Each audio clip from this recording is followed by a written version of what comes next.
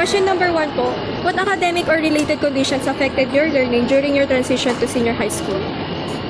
Kumbaga, ano po yung naka-apekto po dun sa academic? Yun po ba yung mahirap na yung mga subject, mataas na ay parang challenging na yung mga ginagawa, schedules? Ano po yung naka-influensya? Sorry. Ano kasi, yung shifting nga po ng subjects, mas humirap po. Since mas naging more specific na po, total, parang nakapili na po kayo ng specific strand nyo, mas humirap na po. Kunwari, sa math po, mas naging specific po sa algebra, and science po, mas naging specific sa biology, yung ganun po. Then, dito po tayo. Second question po, what factors influence your experience when you shifted from junior to senior high school as a STEM student? Ano po yung mga factors na naka-influensya po tulad po ng mas challenging na po yung academic demands, panibagong social adjustment, then emotional adjustment po. Ano yun po dun sa tatlo ang naka-influensya po sa inyo? No, pwede all of the above. Pwede naman po. Lahat po. Pero siguro kung magiging specific po ako is yung academic demand po. Total, hindi na po siya by quarter. Sinabi ko po last time. More on ano po tayo ngayon. Sa senior high school po, lalo na sa sa senior high school, by semester na po yung grades niyo at hindi by quarter. So parang mas naging mahirap i-maintain yung grades. Okay po. Third question po, what perspective do you have regarding the factors that influence your experience when transitioning from junior to senior high school? Ano po yung pananaw niyo po dun sa nabanggit niyo factor? Yung po yung sinabi niyo po na mas naging demanding na po yung academic. Ano po yung pananaw niyo? Parang basta same lang sagot ko na parang naging mas broad sa mga students po ngayon. Hindi lang po limitado sa Samuel, kumbaga lahat na po talaga. Kasi hindi mo naman po masasabi na sa senior high school lang mahirap ang pag-aaral. And mas hihirap naman po din talaga siya sa college. So, hindi ka makakareklamo agad. Okay. Positive po ba siya sa inyo or negative po? Yung naranasan niyo po yun? Okay lang po. Okay. Kahit opinion dito. Well, for me po, oo. Kasi, syempre, mas nasanay sa junior high school. Alam mo yung parang 4 years sa junior high, tapos 2 years na sa senior. So, parang ang hirap mag-adjust with the mindset na kailangan. Tapos, mas nag-onti pa yung subjects, mas naging specific sa strand mo. Yeah. Okay po. Fourth question po. Name and describe any specific challenges you have encountered as you transition from junior to senior high school. Pwede po ba kayo magbigay ng specific challenges? Other than the, yung academic jump, yung social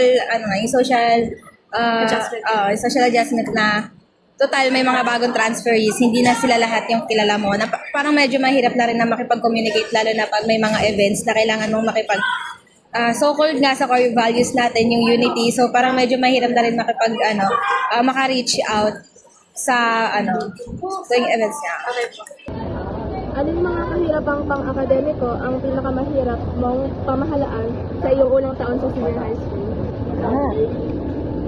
Siguro yung takbo ng alam mong semester na ngayon kasi 'di ba dati quarterly, and also yung grades mo ngayon, grade 11 and 12. Nung junior high school tayo, your grades defined by quarter. Pero ngayong senior high, medyo mahirap siya kasi what you obtained sa first sem, need mong i-maintain sa second kasi isang buong siya, 'di ba?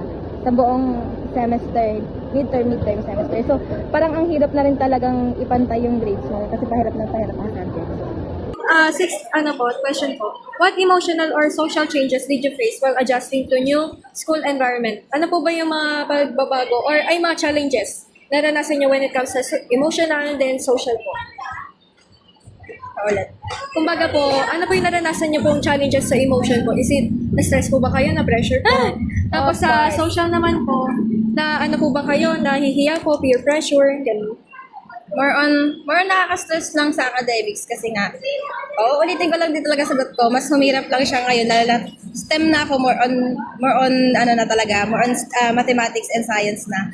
Mas, ayun lang naman nakaka-stress, hindi naman ako na-peer pressure kasi hindi ko naman ina-apekto sa sarili ko na makilevel sa rankings nila. So, more on subjects lang talaga. Paano po sa emotional naman po? Na-stress po ba talaga kayo? Kasi kahit sinabi kong hindi ko tinatry i-level yung sarili ko sa mga matatalinong achievers, syempre nakaka-pressure na din, more on parang at least yung makapasa ka man lang, dun pa lang na. Paano po sa social challenges naman po?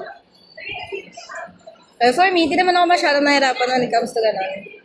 So, yung sagot ko kanina, more on generalized kasi. Pero para sa akin, since open naman ako sa lahat, parang ngayon kasi mga kaibigan ko na din naman na lahat ng nasa STEM strand, hindi naman ako nahirapan kasi so-called extrovert, ganun.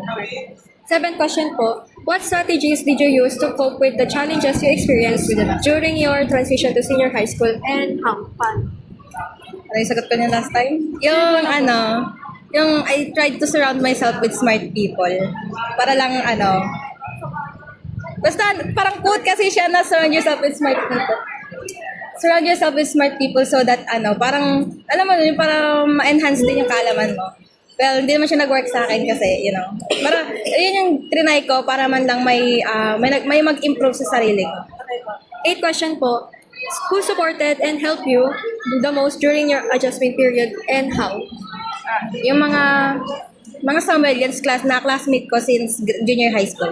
Sila na naman. Paano po sila nakatulong sa iyo? More on kasi syempre kilala ko na sila since junior high. Yung adjustment ko to senior high, parang hindi rin naman mas naging difficult. Total, sila rin naman yung mga kasama ko noon.